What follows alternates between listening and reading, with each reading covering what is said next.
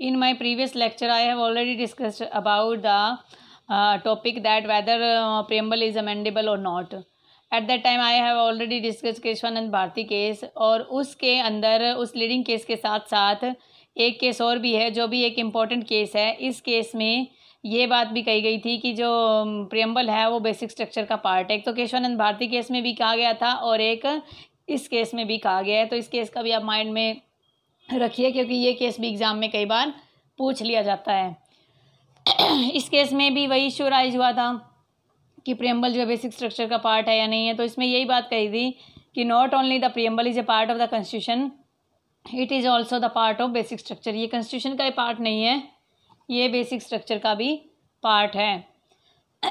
Sorry, preamble of the constitution was amended by the 42nd amendment act 1976, where by the word socialist secular integrity use किए गए थे। यानी कि जब ये बात कह दी गई थी केशवानंद भारती केस में कि प्रियम्बल को अमेंड किया जा सकता है, तो उसके बाद क्या हुआ, 1975 में जब इमरजेंसी लगी थी तो उस टाइम में इंदिरा गांधी के टाइम में इमरजेंसी के टाइम काफ़ी ऐसे फंडामेंटल राइट्स का वायोलेशन हुआ था, काफ़ी ऐसी जो आर्बिट्रेरी एक्शन लिए गए थे। उसके बाद उस टाइम में क्या हुआ था, एक कॉन्स्टिट्यूशनल अमेंडमेंट हुआ था जिसे मिनी कॉन्स्टिट्यूशन के नाम से बोला जाता है। उस अमेंडमेंट में क्या हुआ, जो सोशलिस्ट सेक्युलर और इंटीग्रिटी वर्ड है उनको प्रियम्बल में ऐड कर दिया गया था। सिर्फ इस पर्पज़ के लिए ऐड किया गया था कि जो इकोनॉमिक जस्टिस है, जो आर्थिक जो न्याय है वो सभी को मिलना चाहिए। जो आजकल जो स्कीम्स चलती रहती हैं, मनरेगा की स्कीम्स हैं या पब्लिक लायबिलिटी इंश्योरेंस एक्ट आया था 1991 में कि जो पब्लिक के अगर कुछ डैमेज हो जाता है तो सरकार की लायबिलिटी बनती है, उसको इंश्योरेंस के इनकी क्लेम देने के लिए ऑटोमेटिक क्लेम हो जाता है। जैसे मान लो आपके घर में अगर सिलेंडर फट जाता है तो जो गैस एजेंसी है वो कल को उसका डैमेज पे करेगी। इसी तरीके से अगर कहीं बिजली की वायर किसी आदमी पे पड़ जाती है और उसको करंट वगैरह लग के डेथ हो जाती है तो उसका भी जो डैमेज है वो कौन देगा, वो गवर्नमेंट देगी। तो ये कुछ लायबिलिटी अराइज कर दी गई। फिर elimination of inequality of income, यानी कि जब इकोनॉमिक जस्टिस मिलेगा तो जो इनकम में इनइक्वालिटी थी वो नहीं होगी और स्टैंडर्ड ऑफ लाइफ डिसाइड होगा। लेकिन क्या है, इतने सालों के बाद भी आज भी क्या equal pay for equal work है? नहीं है। एक कॉन्ट्रैक्ट पे लगा हुआ टेम्परेरी टीचर क्या करता है, उतना ज़्यादा हार्ड वर्क करेगा जितना एक परमानेंट टीचर नहीं करेगा। कोई भी कॉन्ट्रैक्चुअल जो कर्मचारी हैं वो हार्डवर्क ज़्यादा करते हैं परमानेंट कर्मचारियों से, लेकिन उनकी आय अभी भी कम है। हालांकि सुप्रीम कोर्ट ने बार बार फैसले भी दिए, लेकिन उन फैसलों को दरकिनार करके सरकार जो है अपनी नीतियों को प्रवेल करवाती रहती है। हालांकि अमेंडमेंट भी आ गया, इनको हमने ऐड भी कर दिया, लेकिन इसका अभी तक कोई बेनिफिट नहीं हुआ। उसके बाद इसमें जो सेक्युलर वर्ड यूज़ किया गया, सेक्युलरिज्म का मतलब होता है equality of all religion and religion tolerance. Equality of all religion, सभी जो रिलीजन है वो इक्वल हैं और उन धर्म के नाम पर उनको सभी को सम्मान दिया जाएगा। टॉलरेंस का मतलब है कि सभी को इक्वल भाव में रखना, और कोई भी स्टेट किसी भी रिलीजन को प्रमुखता नहीं देगा। लेकिन क्या आज इस सेकुलरिज्म को भी हम मानते हैं? कुछ हद तक अभी तक हम मानते भी हैं और कुछ हद तक नहीं भी मानते। जैसे जब भी बीफ का मैटर आ जाता है, गौ मांस का मैटर आ जाता है, उस टाइम में सारा का सारा फोकस जो है मुस्लिम्स पे होता है। तो कहीं ना कहीं हम हिंदू राष्ट्र की बात करते रहते हैं और मुस्लिम्स हैं और दूसरी जो माइनॉरिटीज़ हैं उनके साथ भेदभाव भी होता रहता है। कई बार मर्डर तक कर दिए जाते हैं, दंगा फसाद हो जाता है। उससे क्या है कि आम पब्लिक को डैमेज भुगतना पड़ता है, पीसफुल माहौल ख़त्म हो जाता है और एक डर का माहौल क्रिएट हो जाता है। तो कहीं ना कहीं एम तो यही था कि इन सब ऑब्जेक्ट्स को हम क्लियर करें, इन सब ऑब्जेक्ट को हम अचीव करें, लेकिन आज तक ये ऑब्जेक्ट अचीव नहीं हो पाए। फिर इसमें ये कहा गया कि fraternity and unity of state होना चाहिए, कि जो इंटीग्रिटी वर्ड ऐड कर दिया गया उसके मतलब ये था कि जो भाईचारा है, भाईचारे के बिहार पर एकता होनी चाहिए और अखंडता बननी चाहिए। लेकिन हमारा ये ऐसा देश है जहाँ पर आज तक भी इतने कानून और इतने हमें राइट्स मिलने के बावजूद भी दंगा फसाद रिलीजन के नाम पे कत्लेआम तक हो जाते हैं। तो कहीं ना कहीं जो गोल हम अचीव करना चाह रहे थे, जो हमारे कॉन्स्टिट्यूशनल मेकर जो अचीव करना चाह रहे थे, वो आज तक अचीव नहीं हो पाया है। हम उस प्रयास में लगे हुए हैं, गवर्नमेंट्स भी अपने प्रयास कर रही है, लेकिन फिर भी किसी भी चीज़ को खोना तो बड़ा आसान हो जाता है, किसी को लॉस्ट होना तो बड़ा आसान है, लेकिन किसी को अचीव करना उतना ही मुश्किल हो जाता है। तो यही हाल अभी तक हमारे देश में चल रहा है। नेक्स्ट जो है इसमें है एक्सप्लेनेशंस। अब जो भी हमने प्रियम्बल के इम्पोर्टेंट वर्ड्स मैंने मार्क करे थे या हाईलाइट करे थे, उनको हम धीरे धीरे एक्सप्लेन करेंगे। तो उसमें क्या है, फर्स्ट जो वर्ड है वो है we the people of India.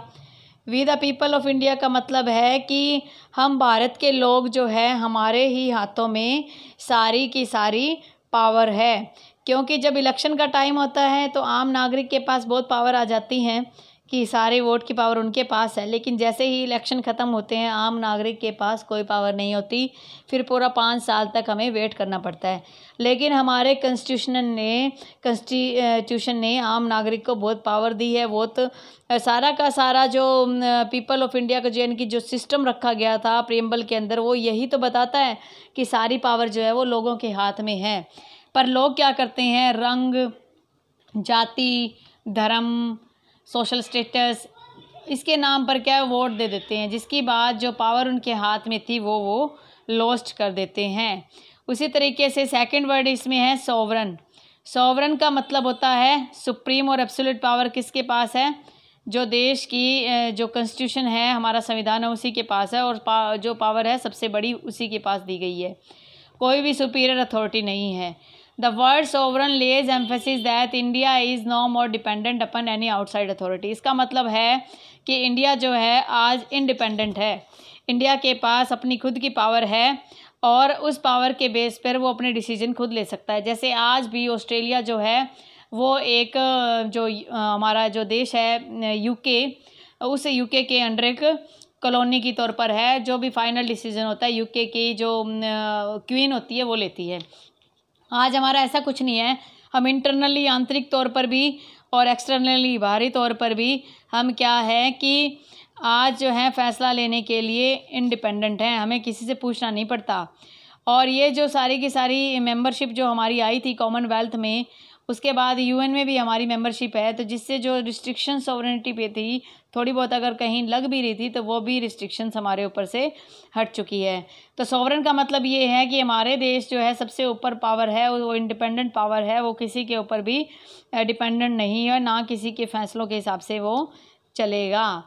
Next है सोशलिज्म। सोशलिज्म मैंने पहले ही बताया था, सोशलिज्म का मतलब होता है इकोनॉमिक जस्टिस प्रोवाइड करना, कि हर एक व्यक्ति को equal pay for equal work मिलना चाहिए। ये जो वर्ड है सोशलिज्म वो 42nd अमेंडमेंट के द्वारा हमारे कॉन्स्टिट्यूशनल में शामिल किया गया था। उससे पहले ऐसा नहीं कि हमारे कॉन्स्टिट्यूशन में सोशलिस्ट का कोई वैल्यू ही नहीं था, सोशलिस्ट था, लेकिन वो क्या था, वो आर्टिकल 39 का जो directive principle of state policy है उसमें इन्वॉल्व था, उसमें वो शामिल किया हुआ था। एक्सप्रेसली जो है कहीं भी सोशल जस्टिस का वर्णन नहीं किया गया था, लेकिन अब जब सोशलिज्म वर्ड जो यूज़ हो गया उसके बाद क्या सोशल जस्टिस जो है वो भी कई केस लॉ से सामने आया है, उसका जो वाइडर एक्सप्लेनेशन है वो सामने आ चुका है। और 42nd अमेंडमेंट में जो इम्प्लिसिट कर दिया गया, जो इम्प्लिसिट था ना पहले, उसको एक्सप्लिसिट कर दिया। इम्प्लिसिट का मतलब होता है किसी के अंदर होना, किसी के अंतर्निहित होना, यानी कि आर्टिकल 39 में था पहले, लेकिन अब क्या है एक्सप्लिसिट। एक्सप्लिसिट का मतलब है इसका खुद का एक अस्तित्व है, इसके खुद के बेस पे जो है एक्शन लिए जा सकते हैं, इसके खुद के बेस पे जो है इंटरप्रिटेशन की जा सकती है। जो वर्ड है सोशलिज्म उसका हालांकि कोई भी डेफिनेट मीनिंग नहीं है, इसमें कई चीज़ें शामिल है। इकोनॉमिक जस्टिस है, equal pay for equal work है, हर एक व्यक्ति को आय मिलनी चाहिए, कोई भी व्यक्ति जो है बेरोज़गार नहीं होना चाहिए, कोई भी जैसे मनरेगा के तहत 100 दिन का वर्क मिलना चाहिए। इनकी सोशलिज्म जो है उसके कई मीनिंग है। जैसे आईपीसी के अंदर मेंसरिया जो है गिरगिट की तरह रंग बदलता रहता है, उसी प्रकार के सोशलिज्म के भी अलग अलग तरीके के रंग हैं।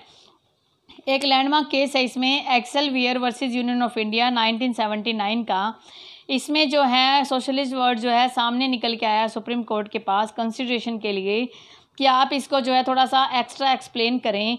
तो उस टाइम में जो सोशलिज्म के जब बात आई तो फिर उसमें कोर्ट ने ये कहा कि जो नेशनलाइजेशन और स्टेट ओनरशिप है किसी इंडस्ट्री पे, पर उसके अंदर क्या है सोशलिज्म को आप धकेल नहीं सकते कि कोई प्राइवेट फर्म है, प्राइवेट इंडस्ट्री है, उसमें आप सोशलिज्म का जो है पुश नहीं कर सकते, लार्ज एक्सटेंट पे आप वहाँ नहीं लगा सकते, वहाँ पर प्राइवेट सेक्टर का जो है वो भी इंटरेस्ट शामिल होता है। तो ये नहीं, जैसे अभी माइग्रेंट वर्कर का इशू हुआ कि उनको वर्क मिलना चाहिए, उनको रोज़गार मिलना चाहिए, इकोनॉमिक कंडीशन उसकी हाई होनी चाहिए। तो उस टाइम में जो इसी पॉइंट ऑफ व्यू से अगर हम देखें तो जो प्राइवेट कंपनियां हैं, फैक्ट्रीज़ हैं, उनका जो सोशलिज़म के लिए हम उसको पाबंद नहीं कर सकते कि आपको इन्हें देना ही पड़ेगा, उनको वेतन देना ही पड़ेगा, क्योंकि वो खुद भी तो एक ऐसी कंडीशन में है कि उनके खुद के भी तो इकोनॉमिक जो जस्टिस है वो डैमेज हो रहे हैं।